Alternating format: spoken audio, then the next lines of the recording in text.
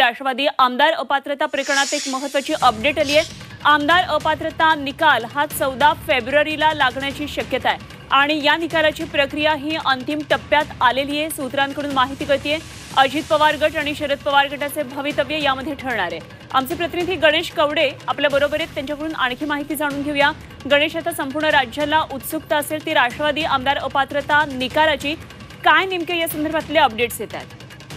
नक्कीच कालच आहे ते अजित पवार गटाला आहे ते निवडणूक आयोगाने चिन्ह आणि नाव देण्यात आलेलं आहे। मात्र विधानसभा अध्यक्ष यांच्या समोर देखील आहे ही सुनावणी सुरू आहे आणि 15 तारखेच्या आतमध्ये सुप्रीम कोर्टाने त्यांना निकाल देण्यासाठी सांगितलं आहे। मात्र विधानसभा अध्यक्ष 14 तारखेला हा निकाल देणार असल्याचं आपल्याला खात्रीलायक सूत्रांकडून माहिती प्राप्त झालेली आहे। ज्या पद्धतीने राष्ट्रवादी नेमकी कोणाची, राष्ट्रवादीकडचे असणारे आमदार या सगळ्या संदर्भामध्ये आहे ते आता विधानसभा अध्यक्ष नेमका कुठला निर्णय घेतात हे देखील पाहणं गरजेचं आहे। ठीक, गणेश, धन्यवाद दिलेल्या या संपूर्ण माहितीसाठी। गणेश कवडे आमचे प्रतिनिधी आपल्याबरोबर होते। तेव्हा निकालाची प्रक्रिया अंतिम टप्प्यात आलाय आणि 14 फेब्रुवारीला राष्ट्रवादी आमदारांचं भवितव्य ठरण्याची शक्यता आहे।